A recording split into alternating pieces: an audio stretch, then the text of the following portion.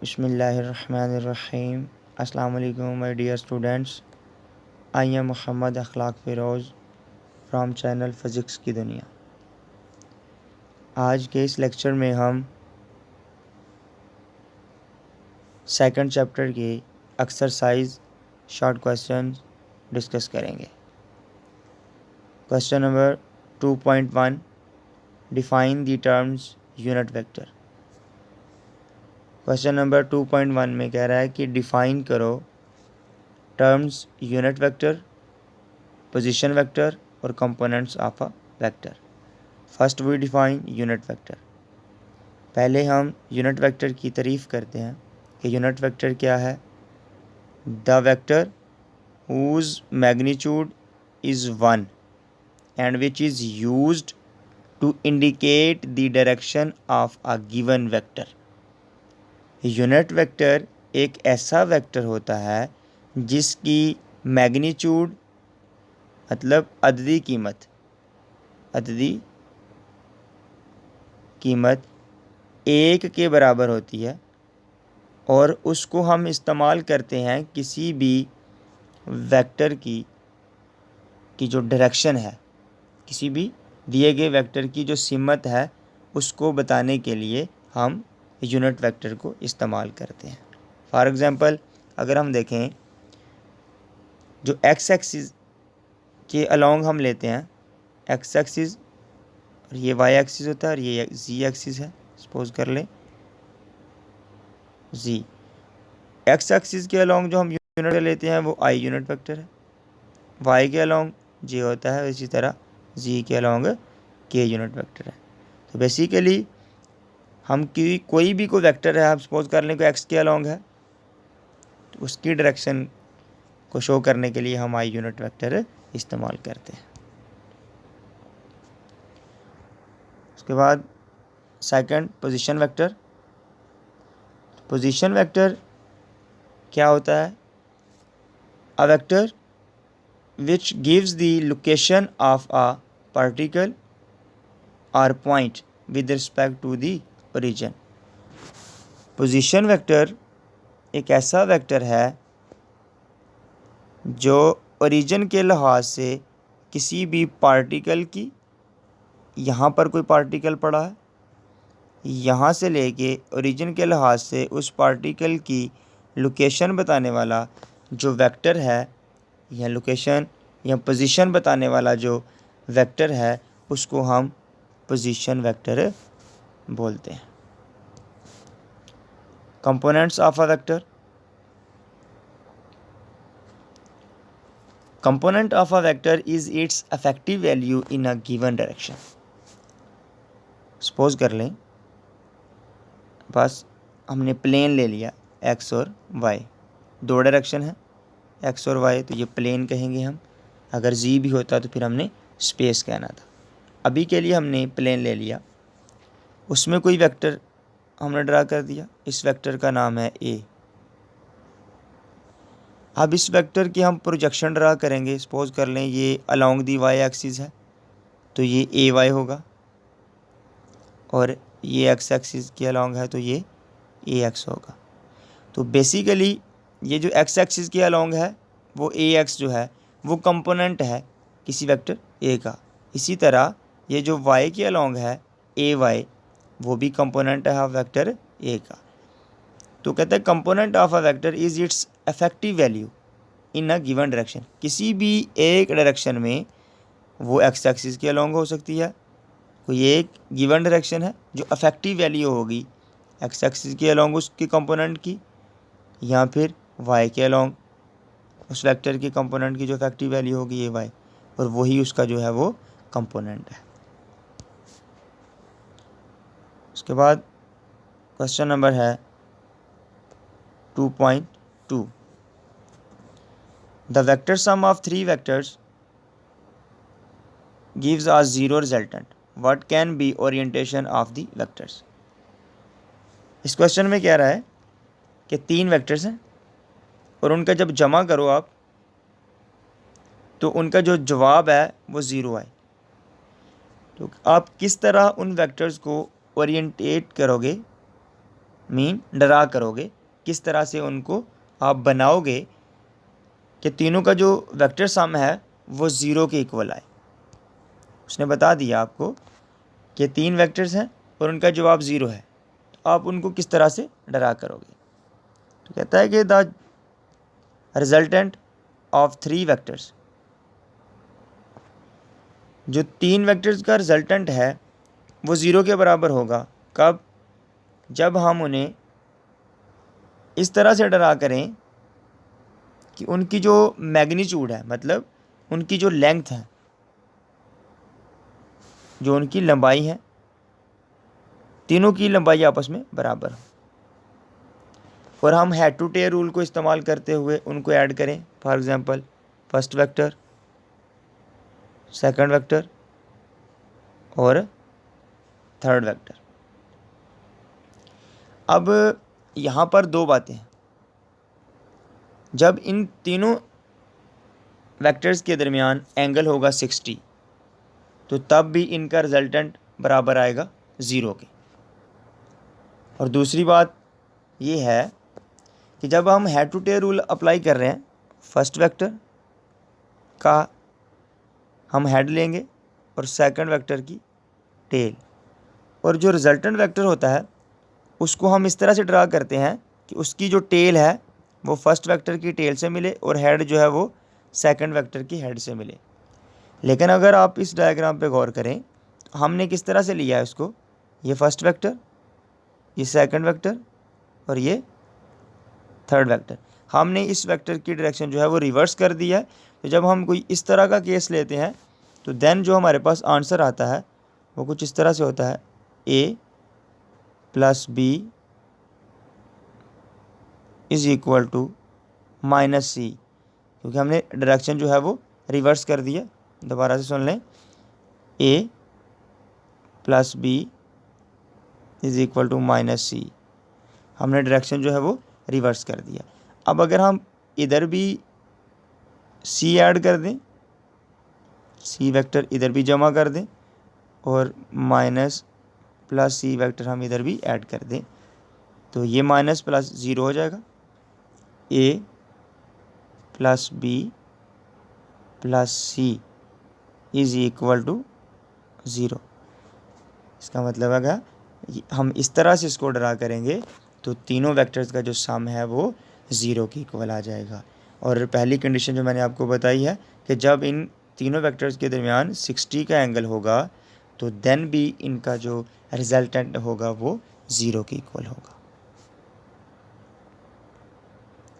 उसके बाद 2.3 question, a vector a lies in XY plane, for what orientations will both of its rectangular components be negative? For what orientation will its components have opposite sign? इस question में हमें कह रहा है एक vector A है और वो लाई कर रहा है XY प्लेन में। फॉर व्हाट ओरिएंटेशन, आप उस वेक्टर को किस तरह से ड्रा करो, मतलब कौन से क्वाड्रेंट में होगा कि उसके जो दोनों कंपोनेंट्स हैं वो नेगेटिव हों। Both of its component will be negative, उसके दोनों कंपोनेंट्स जो हैं वो नेगेटिव हों। और साथ ही ये भी पूछ रहा है कि for what orientation will its components have opposite sign, और ये भी बताएं कि आप उसको किस तरह से ड्रा करोगे कि उसके जो दोनों कंपोनेंट्स हैं वो अपोजिट साइन हो, मतलब अगर एक प्लस का है तो दूसरा माइनस का हो, और अगर पहला माइनस का है तो दूसरा प्लस का हो। फर्ज कर लें, इफ वेक्टर ए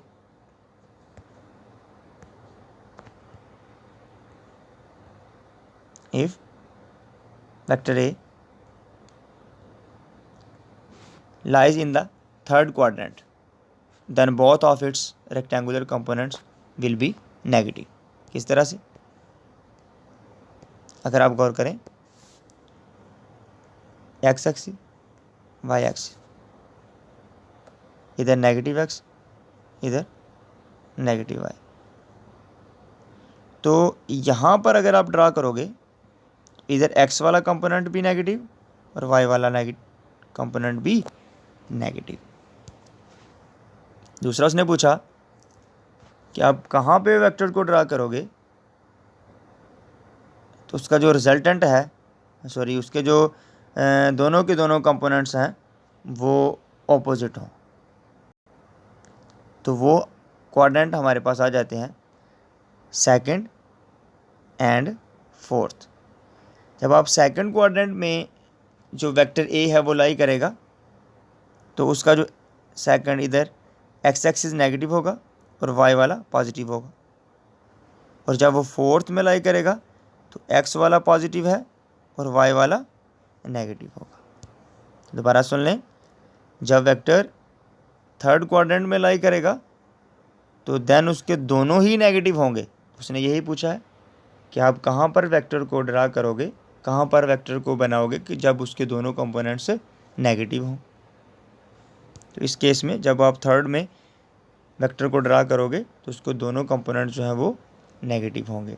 दूसरा, जब उसको आप फोर्थ और सेकंड एंड फोर्थ क्वाड्रेंट में ड्रा करोगे, जब वेक्टर ए लाई कर रहा होगा सेकंड क्वाड्रेंट में और फोर्थ क्वाड्रेंट में, तो उसके जो दोनों कंपोनेंट्स हैं वो ऑपोजिट साइन होंगे। तो इसका आंसर यहाँ से लेके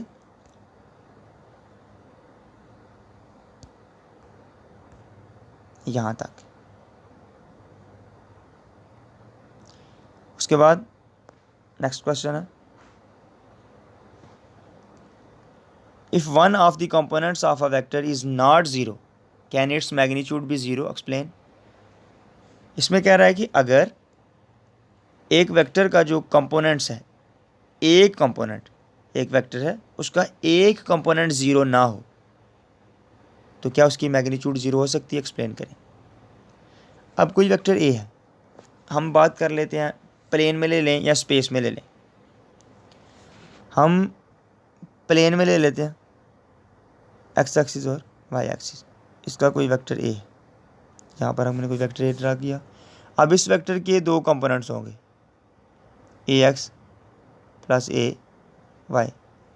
अब कह रहा है दोनों में से कोई एक ज़ीरो ना हो तो क्या इसकी मैग्नीट्यूड ज़ीरो हो सकती है। आइए हम देखते हैं। As the magnitude of a vector in plane is given by, एक वेक्टर हमने ले लिया ए, उसकी मैग्नीट्यूड जब हम प्लेन में लें, दो एक्सिस होते हैं, मैग्नीट्यूड का फार्मूला क्या है, ए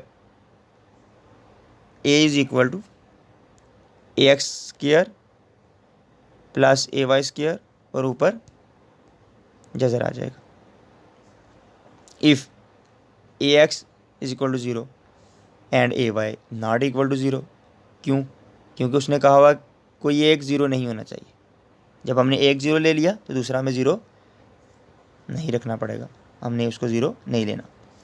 अब ए एक्स की जगह ज़ीरो आ जाएगा, स्क्वायर लिया ज़ीरो का, ज़ीरो ही होता है, और ए वाई का स्क्वायर आ जाएगा और ऊपर अंडर रूट। तो ए is equal to A Y square और ऊपर जजर आ जाएगा। जजर स्क्वायर के साथ ख़त्म करेंगे तो ए is equal to A y. Similarly if a y is equal to zero and a x not equal to zero, यहाँ पर नॉट का साइन इस्तेमाल करेंगे, ये वाला सिंबल आपने इस्तेमाल करना है इसको, A x not equal to zero. यहाँ पर मिस्टेक है थोड़ी सी, तो आप लिखने में इसको दुरुस्त कर लीजिएगा, A x not equal to zero. So A is equal to A x square plus इसकी जगह पे ज़ीरो आ जाएगा। जब आपने इसको हल किया, सिंप्लीफाई किया, तो ए is equal to A x square under root ख़त्म, A is equal to A X. So it is clear that if one of its component is not equal to zero, then the magnitudes of the components is not equal to zero. अब उसने कहा कि अगर एक component zero के बराबर ना हो तो उसकी मैग्नीट्यूड ज़ीरो होगी। तो हमने एक्सप्लेन कर दिया कि जब हमने ए वाई को ज़ीरो रखा तो ए is equal to A X आ गया, और जब हमने ए वाई को ज़ीरो रखा देन हमारे पास, जब हमने ए एक्स को ज़ीरो रखा देन हमारे पास आ गया ए is equal to A Y, और जब हमने ए वाई को ज़ीरो रखा तब हमारे पास आ गया ए is equal to A x. इसका मतलब है कि कोई एक कंपोनेंट 0 के बराबर नहीं होगा तो मैग्नीट्यूड 0 नहीं हो सकती। तो पिछले क्वेश्चन का जो आंसर है वो यहाँ तक होगा। इसके बाद 2.5 can a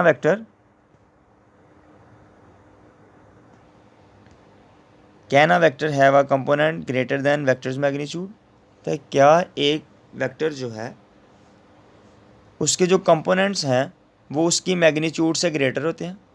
no, a vector cannot have the components greater than its magnitude because the components of a vector are always less in magnitude of resultant vector. Part is always less than full. कहता है कि ऐसा possible नहीं है कि एक vector के जो कंपोनेंट हैं वो उस वेक्टर की मैग्नीट्यूड से ग्रेटर हों। इसको समझने के लिए हम एक एग्जांपल लेते हैं।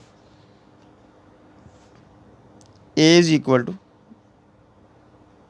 ए एक्स स्क्वायर प्लस ए वाई स्क्वायर, यह है मैग्नीट्यूड का फार्मूला। अब अगर हम ए एक्स 1 ले लें,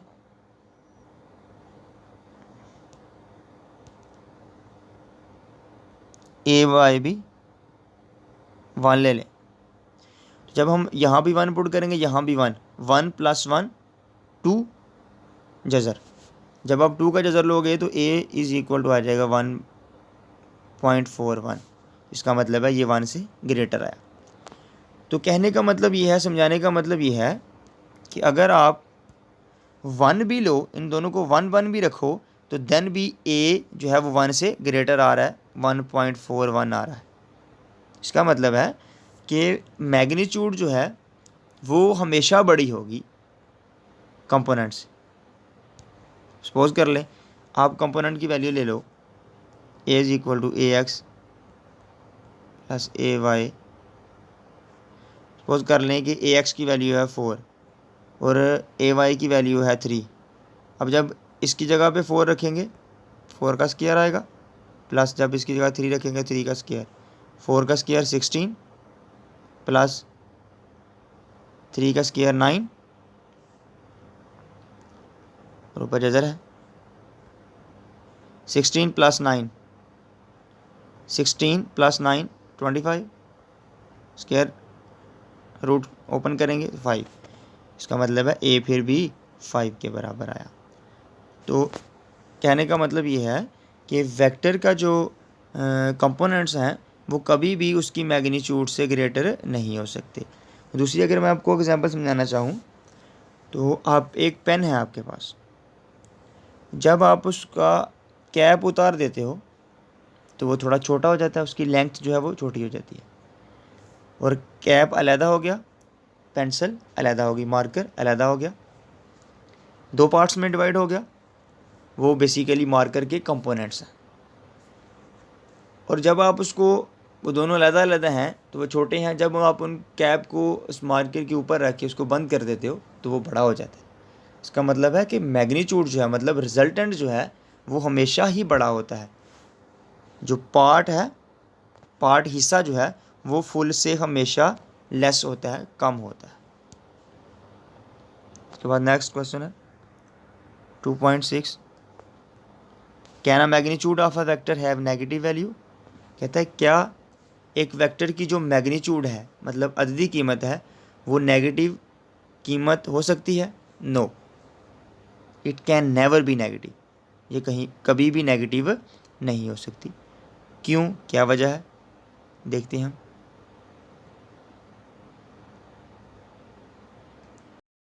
reason, the magnitude of a vector in plane is given as.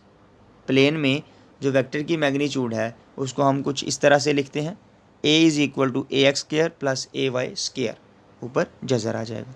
If